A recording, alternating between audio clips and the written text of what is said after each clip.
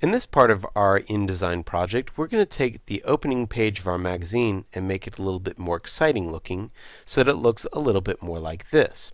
So let's open up our document again, and what we're going to do first is bring in some sort of image to use in the background. So we need to locate our assets, and I'm opening them up in XView so I can see all of them. And this is an image that I found on the internet we're going to use as our background image.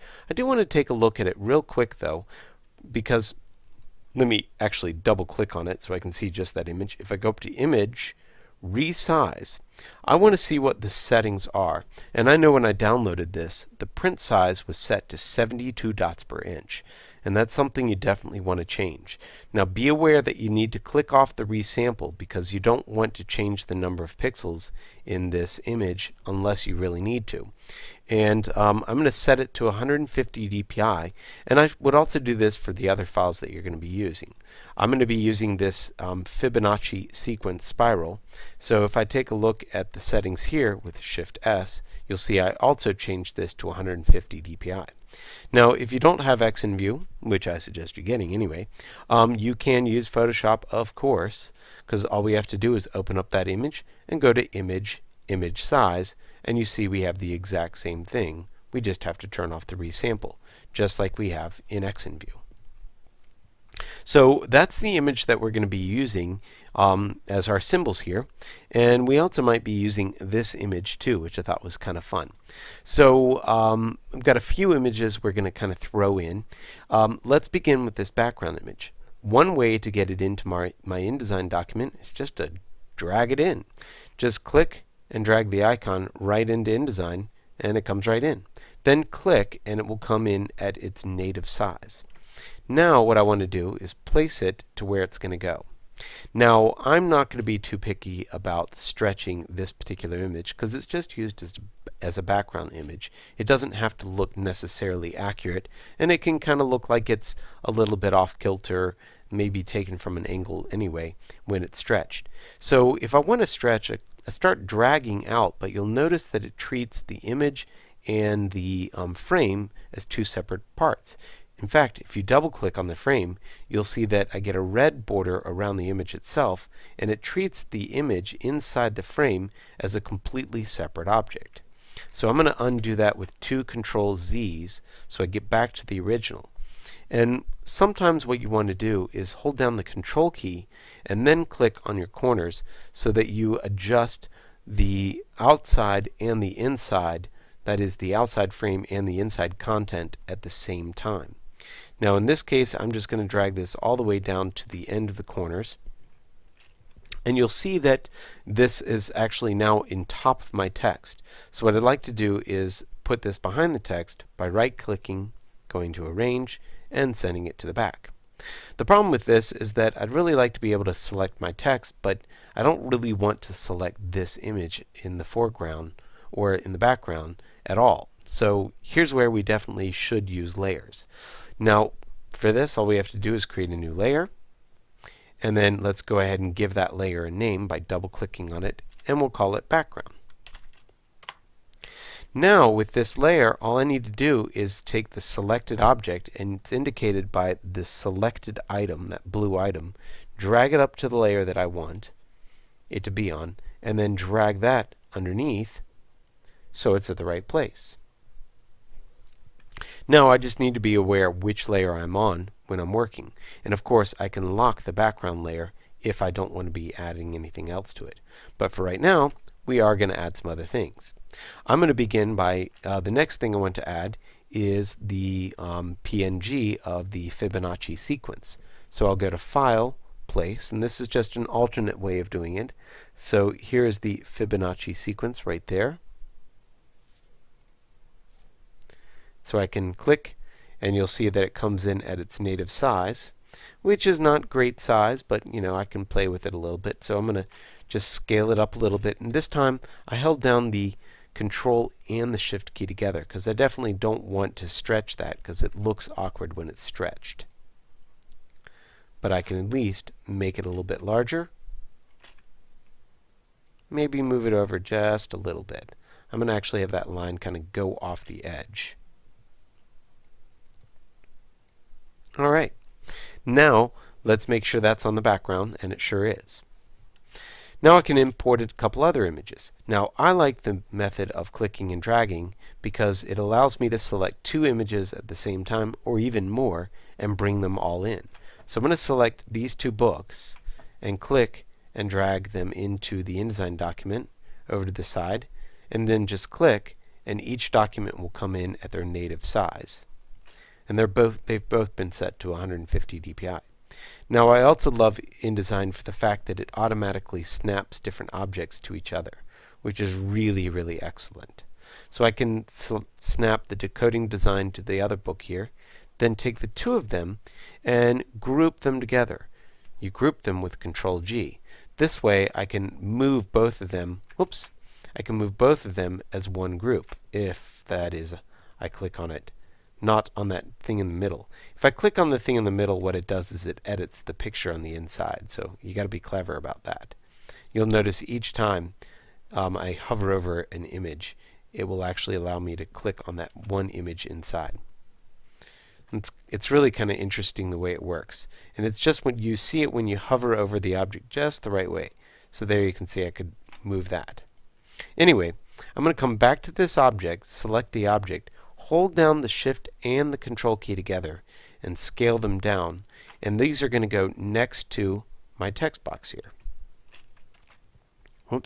Sometimes I need to click off of it. Click off of it and just on the right side. There we go. That looks better. Now I'm going to be putting this next to my text box, my text frame, so I'm going to actually expand my text frame just a little bit. But obviously we have some issues with our text, so we need to update that stuff too. So I'm going to go to my text, select a little bit of it, go to my swatches, and change the color. And I'm going to change it to white. And then I can go to the paragraph styles and update that style. By redefining that style, all the other text will turn white.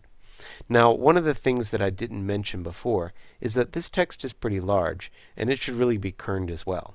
So that's a good thing for us to do here, and I can do that by selecting all the text and using the Alt and left and right arrows to kern that text a little bit tighter, and then I can redefine that to make the other ones tighter as well. Whoops, I didn't mean to redefine it there. I really meant to redefine it here. There we go. Now come in and adjust each individual letter afterwards as well. And I would definitely suggest that you get up close to your work and even go to the preview mode so that you can see a better quality preview of how that text actually looks. But you want your kerning to be pretty tight on your large text.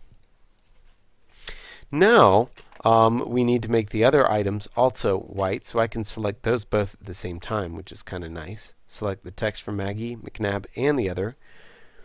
Go to my swatches and apply them to white. But wait a second, what happened? This time, because I tried to select both, it selected just them as objects, not as text. So over on the left-hand side, I didn't undo. Over on the left-hand side, you see the formatting effects container versus the formatting effects text. If I click on the text, then when I click on my text color, it will change both. Now I can click off of them, click back on it, and then adjust the paragraph styles that need to be adjusted. Redefine that style, and redefine the first paragraph style as well.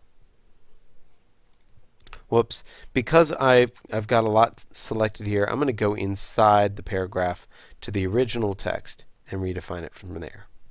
There we go. I do have some style here that I really shouldn't have.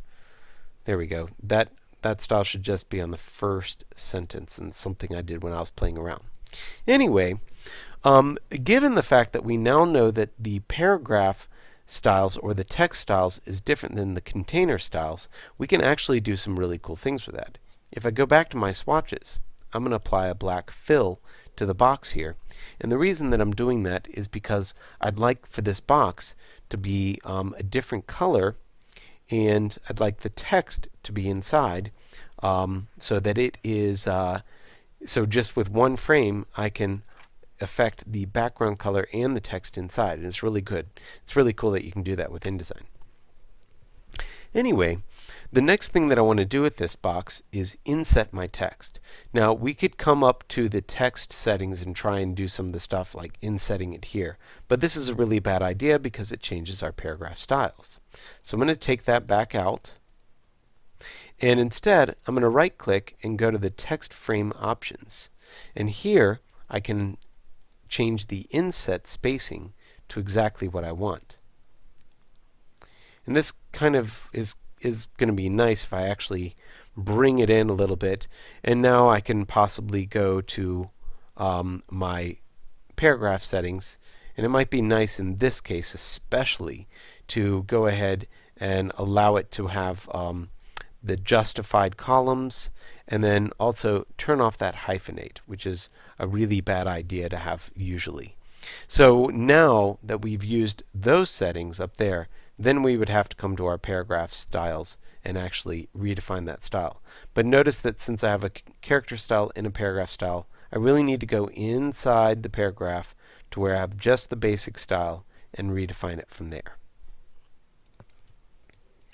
Then, with this particular box, we could define that as an object style if we really want to. I'm not going to worry about it right now because in this tutorial we have really done a lot to change the way our design looks.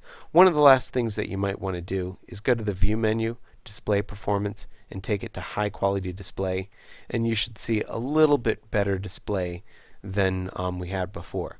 But this is a much more exciting opening page. The only thing that we might want to do is lay out our text so it is a little bit more interesting layout.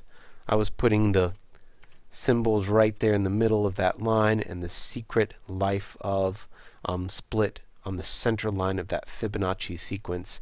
And you could even make the text a little bit larger, maybe smaller, depending upon what your needs are. I'm not going to worry about that just because those are cosmetic versus functional. And we're going to go on with the next tutorial where we add a little bit more graphics over to the right hand side.